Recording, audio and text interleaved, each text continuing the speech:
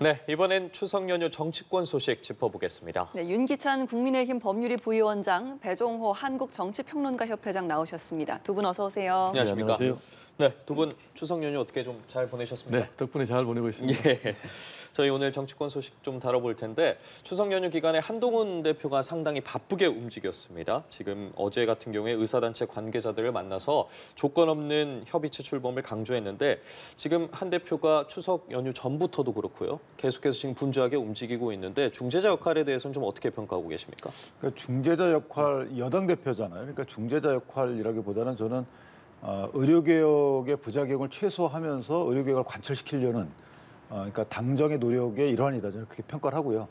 어쨌든 한동훈 대표 입장에서 보면 일단 의사들을 그 협의체에 끌어들여야 되는 입장에 처해 있고요. 그다음에 이제 끌어들인 이후에 그 네 가지의 개혁 과제 중에 이걸 어떻게 병행해서 처리할지에 대해서 일단 보관은 갖고 있는 것 같아요. 그런데 보관에 대해서는 공개적으로 본인이 이제 발표를 안 하는 것뿐이죠. 왜냐하면 발표하게 되면 의사분들께서 그런 정도라면 우리 참여하지 않겠다라는 의사표시를 하거나 또는 정부 입장에서 보면 그런 정도라면 정부도 좀 난색을 표하거나 이런 곤란한 입장에 처할 수 있거든요. 그러니까 한동훈 대표 입장에서 보면 그래서 아마 중재자라는 역할이 나온 것 같은데 본인의 보관에 대해서는 공개적으로 표시하지 않으면서 어쨌든 협의체를 만드는 이런 데 치중하고 있는 걸로 보이고 다만 조금 아쉬운 부분은 이제 야당에서 여기에 대해서 종교국의 지도자를 만나고 계시지만 이재명 대표께서 좀 전폭적으로 개혁은 지지한다. 그러니까 의사들이 일단 들어와서 본인들이 원하는 것을 협의체에서 꺼내달라 이런 식으로 이재명 대표가 명확한 입장 표명을 해주시면 어떨까 뭐 이런 생각을 해봤습니다. 네, 한동훈 대표에 대해서는 어쨌든 지금 보관을 가지고는 있지만 협의체 출범이 우선이기 때문에 그 부분에 좀 집중하고 있다 말씀을 해주셨는데 당장 어제 한동훈 대표 같은 경우에도 지금 이런 상황 앞에서는 정치적 요불리를 누구든 따질 때가 아니다라고 말을 했거든요. 한동훈 대표에 대해서는 지금 움직임에 대해서 어떻게 평가하십니까? 일단 뭐 한동훈 대표 입장에서는 나름대로 승부수를 던졌다. 이렇게 평가를 받고 있지만 결국 그게 이제 부메랑으로 다가오는 그런 상황이에요. 한동훈 대표의 보관대로 여야 의정협의체가 추석 연휴 전에 구성이 돼서 가동이 됐다면 한동훈 대표의 정치력이 있구나 라면서 그 공을 인정받았을 텐데 지금 상황에서는 의료계에서 전혀 의미가 없다라면서 불참을 하고 있는 것 아니겠습니까? 그러면서 지금 정부 측에 세 가지 요구 조건을 내걸고 있어요. 일단 윤 대통령의 사과, 그리고 책임자 문책, 그리고 또 전면 백지화 이 세 가지를 요구를 하고 있는데 여기에 대해서 지금 한동훈 대표가 요구하는 목소리하고 전혀 다른 목소리를 지금 정부에서 내놓고 있지 않습니까? 국무총리 같은 경우 전혀 문제 없다. 그리고 또 지금 사람들이 죽어가고 있는 것은 가짜 뉴스다. 이렇게 얘기를 하면서 지금 의대 정원 문제, 2025년도를 다시 논의하는 것은 절대 불가능하다라는 이제 그런 입장을 보이니까 지금 여권 내에서도 지금 엇박자가 나오고 있는 이런 상황이에요. 지금 이런 상황에서 지금 대통령 지지율도 취임 이후에 최저치를 기록하고 있는 상황. 그리고 그 원인은 이제 의료 대란 문제 아니겠습니까? 그리고 더불어서 지금 한동훈 대표의 지지율도 떨어지고 국민의힘 지지율도 떨어지는 이런 상황. 근데 문제는 이 강대강으로 부딪히고 있단 말이에요. 그 상황에서 지금 한동훈 대표가 샌드위치가 된 그런 상황이기 때문에 추석 연휴 이후에도 제가 볼 때는 의료계가 여야 의정협의체에 참여하지 않을 가능성이 굉장히 높거든요. 그러면 이 문제가 장기화될 거예요. 그러면 그 부담을 고스란히 한동훈 대표가 져야 되기 때문에 한동훈 대표의 정치적 리더십의 위기가 더 심화되는 그런 상황이 좀 우려가 됩니다. 예, 지지율도 그렇고 의료 대란이라는 과제도 좀 산적해 있는 가운데 어제는 또 라디오 1일 DJ라는 깜짝 행보를 보였습니다. 직접 선곡한 플레이리스트 들려주면서 뭐 의료 상황 같은 현안도 언급을 했는데요. 이 같은 행보에 대한 평가는 좀 상반되는 것 같습니다. 일단 어떻게 보셨습니까? 글쎄 이제 뭐 의료 대란 상황 속에서 저런 장면을 보여주는 것이 과연 이게 온당하냐에 대한 비판적 시각도 있는 것 같아요. 그런데 저 부분은 아마 미리 다 이렇게 예정이 돼 있는 거기 때문에 저것을 취소시킬 수 없는 상황이었던 네. 것 같아요. 그리고 거기에 이제 메시지를 녹여냈기 때문에 뭐 컴투게더 이런 식으로 해서 의료계를 향해서 같이 가자라는 메시지를 녹여내서 저는 개인적으로 비판적 시각으로 볼 것만은 아니다라는 생각이고 지금 말씀 주신 것처럼 상당히 어려운 상황에 처해 있는 건 분명한데 그러나 분명한 것은 의료개혁에 대해서는 해야 된다라는 것이 국민적 시각인 것 같고요. 여야가 생각이 다르지 않은 것 같아요. 지난 1999년도부터 꾸준히 진행되어 온 것이잖아요. 2020년도에도 의료개혁 400명 증원하는 데 있어서 의료계가 반대하고 의사 국가고시도 보이콧하고 이런 상황에서 다시 또 원점으로 돌아왔단 말이에요. 자, 이런 상황이기 때문에 의료개혁만큼은 해야 된다라는 것이 일단 여론적 기준이라고 보면 그럼 이걸 어떻게 부작용 없이 할 것인가에 대한 이제 야당 따로 없다는 거죠. 예를 들면 지금 이제 전공의 같은 경우에는 이제 본인들 어떤 이해관계가 얽혀 있기 때문에 그분들은 그럴 수 있어요. 그런데 문제는 그로 인해서 의사분들이 지금 중증 의료나 응급 의료 부분에 있어서 보이콧하고 있기 때문에 이게 여론에 악영향을 주잖아요. 그럼 여론에 악영향을 주는 이유는 뭐냐면 의료개혁을 원점으로 되돌리려는 목적하에 있는 겁니다. 근데 정부나 아니면 정치권에서는 의료개혁만큼 해야 된다. 다만 증원 의사 수에 대해서는 어느 열려 있다고 지금 의사표시를 계속 하고 있기 때문에 예. 저는 개인적으로 이런 정치권의 노력이 국민적 여론의 지지를 받아야만 되는 것이고 그러기 위해서는 서로 간에 비난 비판을 하지 말아야 된다는 거죠. 자중질환이 있으면 안 되는 거예요. 개혁을 추진하는 세력에 있어서 정치적인 잣대 갖고 자중질환이 있다?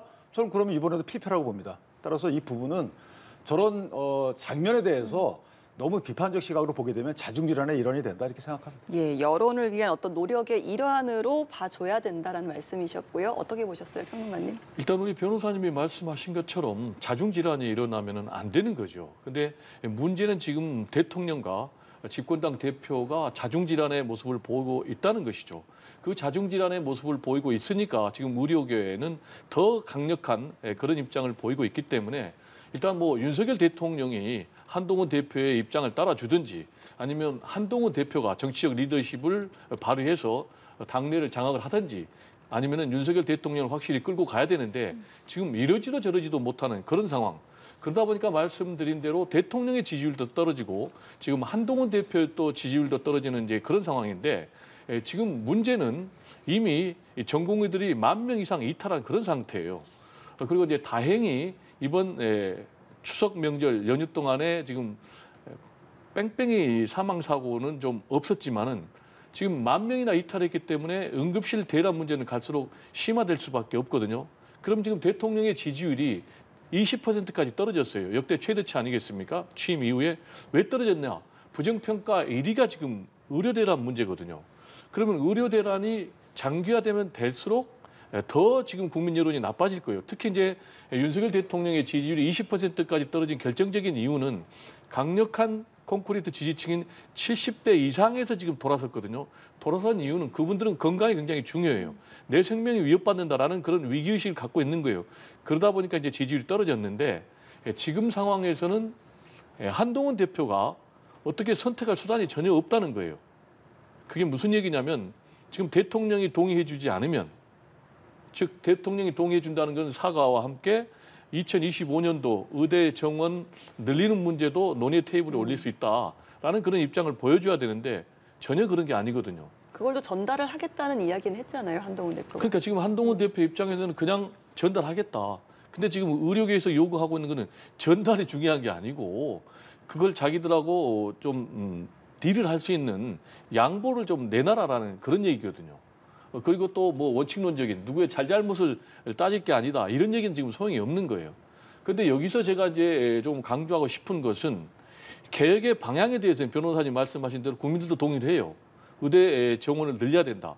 근데 방식과 관련해서는 다 부정적인 평가를 내놓고 있거든요. 그래서 윤석열 대통령도 좀 국정 운영 방식은 좀 바꿔야 되는데 그걸 지금 윤석열 대통령이 바꿀 수 있겠는가? 오히려 윤석열 대통령 입장에서는 한동훈 대표를 쳐내야 되겠다라는 그런 생각도 있을 거란 말이에요. 그래서 만약에 10월 16일 날 재보선 결과 지금 만약에 여권이 참패한다면 윤석열 대통령과 그리고 한동훈 대표의 갈등은 더 심화될 거예요. 그래서 결과적으로는 한동훈 대표는 자기 길을 가야 되는 거예요. 윤석열 대통령과 차별화를 해야 되는 거예요. 근데 문제는 두 가지. 당내를 장악할 힘이 없다는 것 하나. 그리고 대통령의 임기가 2년 반 이상이 남았다는 것.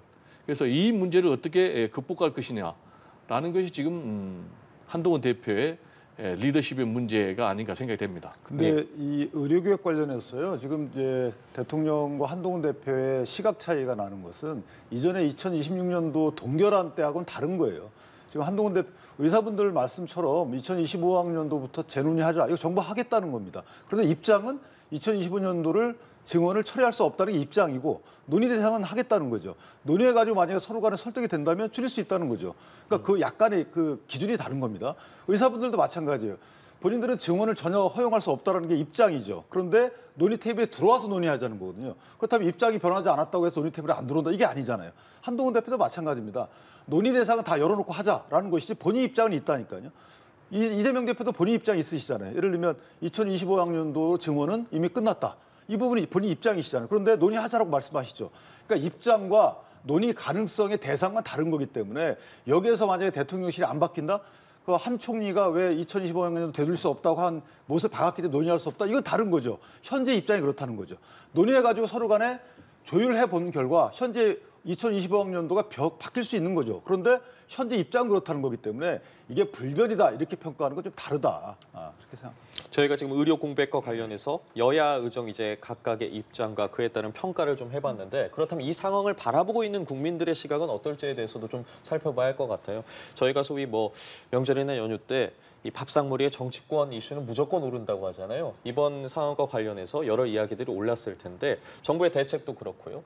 이 연휴가 지난 이후에 이 민심이 좀 어디 쪽으로 향할 거라고 그럼 보고 계십니까? 민심이 더 나빠질 것 같아요. 왜냐 아까 말씀드린 대로 의료 대란이 장기화되면 장기화될수록 국민들 입장에서는 굉장히 불편하잖아요. 그리고 단순한 불편함을 넘어서 건강의 문제, 생명의 문제잖아요. 지금 보니까 의료 대란이 벌어지면서 그 전에와 비교해서 지금 재이송 건수가 한 46%나 증가를 했단 말이에요. 그 과정에서 여러 가지 안타까운 사건, 사고도 있었지 않습니까? 그리고 동시에 보면은 지금 암 환자 수술이요. 의료 대란 전에 비해서 한 11,000명 정도 줄었더라고요. 11,000건 정도. 그렇다면 이 얘기는 뭘 의미하느냐 하면은 암 환자들이 지금 수술을 못 하고 있다는 거예요. 그러면 그 과정에서 적기에 암 환자들 가운데 수술을 받지 못한 분은 유명을 달리한다는 그런 얘기거든요. 그렇게 되면 이제 정부에 대한 원망, 대통령에 대한 원망, 그걸 넘어서 또 집권당 대표에 대한 원망이 더 심화될 것이다. 그리고 또 동시에 김건희 여사의 여러 가지 행보에 대해서도 부정적인 평가가 있기 때문에 제가 볼 때는 지금 20%도 붕괴될 가능성이 굉장히 높다. 그러면 20%라는 것은 일종의 심리적 마지노선이라고 할 수가 있습니다. 그래서 20%가 무너지면은 정상적인 국정 운영이 좀 불가능한 거예요. 그래서 이런 상황에서는 윤석열 대통령이 마이웨이만 고집할 것이 아니고 4월 10일 총선 참패할 때 본인이 국정 운영의 방식을 바꾸겠다라고 국민들에게 약속을 했지 않습니까? 그러면 지금은 국정 운영을 좀 전면적으로 전환할 타이밍이 아닌가 이런 생각이 좀 듭니다. 예. 근데 그게 저는 이제 의료개혁 관련돼서 다른 부분은 뭐 말씀하신 취지로 그럴 수도 있어요. 보는 시각에 따라서. 근데 의료개혁 관련해서는 자 그러면 민주당 입장에서 보면 의료개혁을 우리 하지 맙시다라고 아예 선언하든가 그렇게 제안하든가 의료개혁을 하자고 해놓고 그 부작용에 대해서는 또 이 부작용을 이 분모와 모수가 바뀐 거죠. 자, 그건 좀 문제가 있다고 보고 의료개혁을 해야 된다고 민주당도 얘기하고 있는 거잖아요. 그러면 일단 우리 의료개혁 중에 지금 의사수 증원만 얘기하고 있는데 의료 수가가 의료 그 용역 제공의 원가보다 미치지 못하는 건 분명히 문제가 있어요. 수가 문제도 개선해야 됩니다. 그래서 의료 전달 체계 1, 2, 3차로 우리가 나눠져 있지만 진료 의료사 하나 갖고 가면 바로 3차까지 가잖아요. 이것도 다 바로 잡아야 돼요. 그래서 의사분들이 얘기하는 응급의료 과정에서 어떤 의료 과실에 대해서 형사처벌 문제 이것도 예. 정부가 전향적으로 검토하고 있잖아요. 자 이런 것들을 병행해서 논의하자는 겁니다. 그러니까 의사분들이 얘기하는 것처럼 이게 수가 문제만의 문제도 아니고 의사 수만의 문제도 아니고 하니까 협의체에서 이걸 전부 다 논의하자는 거에 대해서 다 동의한단 말이죠. 그렇기 때문에 거듭 말씀드리지만 민주당도 자 의료개혁 이 부분에서 의사소통을 하지 말자라고 주장할 게 아니라면 힘을 실어줘야 되는 것이고요.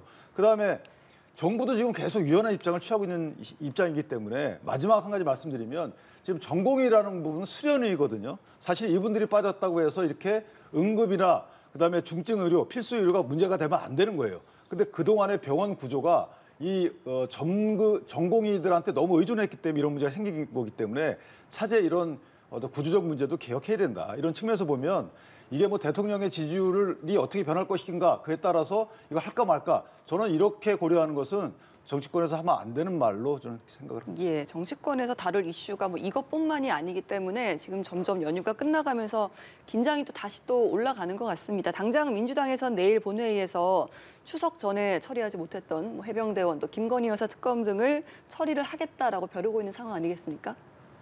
네, 일단 민주당은 투트랙 전략을 갖고 있어요. 한편으로는 강력하게 대여 투쟁을 전개하면서 또 한편으로는 이제 민생을 중심으로 중도 외연을 확장하겠다라는 것인데 지금 말씀하신 이제 최상병 특검법 그리고 또 김건희 여사 특검법 하나가 더 있죠. 지역화폐법 이 이제 세 가지 문제를 당초에는 9월 12일 날 본회의에서 처리하겠다라고 예. 했는데 국회의장이 중재에 나서면서 지금 19일 날이죠. 처리하겠다라는 이제 그런 입장인데 예. 이것과 관련해서는 일단 국회의장이 중재까지 한 그런 상황이기 때문에 제가 볼 때는 뭐 본회의에 상정이 돼서 처리가 될 것 같고요. 일단 아까도 말씀드린 것처럼 윤석열 대통령의 지지율이 굉장히 바닥을 지금 면치 못하고 있고 더불어서 이제 집권당의 지지율도 민주당에게 역전되는 그런 상황.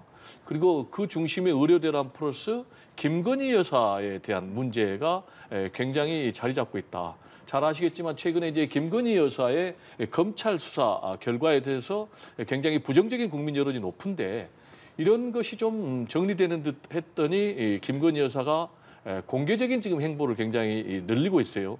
그래서 이것과 관련해서 뭐 대통령 행보를 하느냐, 대통령 행세를 하느냐라는 이제 그런 비난이 높은 가운데 여권 내에서 뭐 홍준표 대구시장이라든지 또 윤희석 대변인조차도 이건 좀 심하다, 좀 자제해야 된다라는 그런 얘기가 나오고 있는 것 아니겠습니까? 예. 이렇게 되면 될수록 제가 볼 때는 뭐 민주당에서 대여 공세가 더 강화될 수밖에 없고 김건희 여사 특검법을 처리해야 된다라는 국민적 동력이 더 모아질 수밖에 없기 때문에 좀 김건희 여사께서 여러 가지 좀 구설수를 만들지 않도록 자중할 필요가 있지 않나라는 생각이 좀 듭니다. 네, 이런 움직임에 대해서 뭐 여권에서는 반발을 하고 있는데 일단 야권의 움직임 자체가 이재명 대표의 10월 선거와는 좀 무관치 않다 이런 해석도 나오고 있고요. 어떻게 보셨습니까? 그러니까 이재명 대표의 대선 전략 하에 그러니까 대선 전략을 위한 방탄이죠, 일종의. 그러니까 시기 방탄일 수 있고 뭐 결과 방탄일 수도 있는데 어쨌든 대선을 이재명 대표가 피선거권을 잃지 않고 온전히 뛰려고 그러면 조기 대선이 있어야 되겠죠. 그럼 조기 대선을 하려고 그러면 대통령에 대한 탄핵에 대한 여론을 비등화시켜야 되는 상황이고 그러기 위해서 특검법을 계속 상정하는 거잖아요. 그러니까 최상병 특검 같은 경우에는 이제 원인에 대해서는 이미 경북경찰청에서 어느 정도 수사 결과를 내놨고요. 그다음에 외압 의혹에 대해서는 공수처에 수사를 열심히 하고 있어요. 그런데 이 공수처 수사 결과가 나오기도 전에 특검을 계속 몇 번째, 지금 4번째 발의한 거잖아요. 그러니까 이해가 안 되는 부분이 있는 것이고 김건희 특검 같은 경우에도 마찬가지입니다. 지금 수사를 하고 있잖아요. 그럼 보충적인 특검 원칙에 따르면 수사 결과가 나온 이후에 특검 여부를 결정하는 게 맞는데도 불구하고 이것 또한 또 몇 번째 특검을 내놓고 있단 말이죠. 그렇다면 제가 아까 말씀드린 대로 이재명 대표의 조기 대선을 위한 피선거권을 잃기 전에 대선을 하기 위한 어떤 사전 기반 작업 아니냐 이런 식의 의혹을 거둘 수가 없고 또 하나 지금 그렇게 힘들다고 그러면서 지금 우원식 의장이 한 말이 그거거든요. 의료대란에 직면해가지고 이거부터 처리하자라고 한 거예요. 그래서 미룬 거잖아요. 뭐 했습니까? 우원식 의장은 사실 직원분들 추석 연휴 보내는 그 배려 이외에는 역할이 없잖아요. 저 부분 관련해서는 그러면 우원식 의장께서 중재를 하시든가 또는 자 양특검법이 만약에 19일 날 처리되기까지 본인 중재 의사가 있었다면 모아가지고 뭔가 액션이 있어야 되잖아요. 근데 전혀 없으신 거거든요. 그렇다면 이건 중재가 아니고 그야말로 그냥 편의성 미루기의 다름 아니다 이런 생각이 드는 거고. 예. 26일 날 또 아시다시피 재의결 법안들이 4건이 6건이 상정돼 있단 말이죠. 그러면 방송사업법 관련해서 노란봉투법, 25만 원 지원법 이거 26일 날 또 한다는 거잖아요. 자, 이 중에 뭐가 민생 관련된 게 뭐가 있죠? 저는 개인적으로 그러니까 국회가 비상시국이라고 본인들이 판단했으면 의료 관련해서도 저는 뭐 특위를 띄운다든가 이런 식으로 해서 국민이 보기에 가장 시급한 부분부터 해결해 나가는 이런 예. 모습을 보여주는 것이 온당치 않을까 이런 생각을 합니다. 그럼 이어서 이 부분도 좀 짧게 여쭤볼게요. 지금 한동훈 대표 같은 경우에도 해병대원 사건 등에서 어쨌든 국민 눈높이를 계속해서 강조해 오지 않았습니까? 지금 뭐 야당 공세도 대응해야 되고 여론 추이도 살펴야 할 것 같은데 이 부분에 대해서는 좀 어떻게 대응할 거라고 보십니까? 한동훈 대표가 원래 제3자 특검 법안을 주장했던 부분은 이제 진상규명의 의지가 있다면 제3자 특검 방식이 어떻겠냐라고 제안했던 것 같아요. 저는 뭐 거기 동의하지 않습니다만은. 근데 어쨌든 지금 민주당의 행태를 보면 특검안이 계속 발의되는 과정에 이게 계속 위헌적 요소가 쌓여가고 있잖아요. 심지어는 이거를 대통령이 거부권 행사할 수밖에 없고 국내심에서도 찬성하지 않을 수밖에 없는 이런 특검안을 계속 내고 있다는 거죠. 이거는 정쟁 유발용인 것이지 진상규명용이 아니다라고 한동훈 대표도 판단한 것 같아요. 그래서 최근에 어떤 입장이냐면 제가 판단컨대는 어쨌든 공수처 결과가 나와야 되지 않겠는가. 여기까지 아마 본인 의사가 조금 낮아진 게 아닌가라는 생각이 들고 그다음에 민주당에서 말하는 제3자 특검안을 냈는데 이거 대법원장이 4명의 풀을 구성하면 그중에서 2명을 선택하게 돼 있잖아요. 근데 4명이 마음에 안 들면 무조건 계속 다시 요구할 수 있게끔 돼 있어요. 이거 사실은 국민의힘과 한동훈 대표를 우롱하는 처사가 아닌가라는 생각을 할 수 있을 것 같아요. 그래서 저는 한동훈 대표가 현재는 이 진상규명의 의지가 없는 게 아니냐 민주당 입장에서 이런 시각을 갖고 있지 않을까라는 생각을 합니다. 예, 같은 내용으로 짧게 여쭙겠습니다. 네, 일단 민주당에서 김건희 여사 특검법 그리고 최상병 특검법을 밀어붙이는 것이 이재명 대표 사법 리스크 방탄용이다라는 부분은 제가 볼 때는 좀 억지 논리가 아닌가 생각이 됩니다. 지금 예상하기는 10월쯤에는 공직선거법 위반이라든지 또는 뭐 위증교사와 관련된 1심 재판 결과가 나올 것이다라고 예상을 하고 있는데 예. 민주당이 만약에 계속해서 이거를 밀어붙인다면 그 1심 선거 결과가 바뀝니까? 이런 주장은 대한민국이 법치주의 국가다라는 것을 정면으로 부정하는 것이고 사법부의 권위를 능멸하는 것이고요. 더 나아가서는 지금 국민 여론을 무시하는 것입니다. 김건희 여사 특검법과 관련해서도 국민들은 여론이 찬성이 압도적으로 높고요. 그리고 최상병 특검법과 관련해서도 압도적으로 찬성 여론이 지금 높습니다. 그렇다면 제1야당이라는 것이 왜 존재합니까? 국민 여론을 반영해서 강력하게 여권이 잘못 가고 있으면 제동을 거는 것 아니겠습니까? 이런 거는 이제 한마디로 억지 주장이고 그리고 의료 대란 문제와 관련해서도 한동훈 대표가 여야 의정협의체 주장하기 전에 이재명 대표, 박찬대 원내대표가 다 주장했던 거예요. 그리고 지금 상황에서도 얼마든지 논의 테이블에 앉겠다라는 것이기 때문에 지금 엇박자를 내고 있는 것은 정부 여당이거든요. 그래서 대통령, 한동훈 대표, 국무총리가 한 목소리를 내야 된다. 그리고 어떻게든지 문제를 해결할 수 있는 그런 능력을 보여야 된다. 라는 얘기 좀 강조를 드립니다. 알겠습니다. 두 분 말씀 여기까지 듣겠습니다. 윤기찬 국민의힘 법률위 부위원장, 배종호 한국정치평론가 협회장과 함께 정치권 소식 이야기 나눠봤습니다. 말씀 고맙습니다. 고맙습니다. 감사합니다.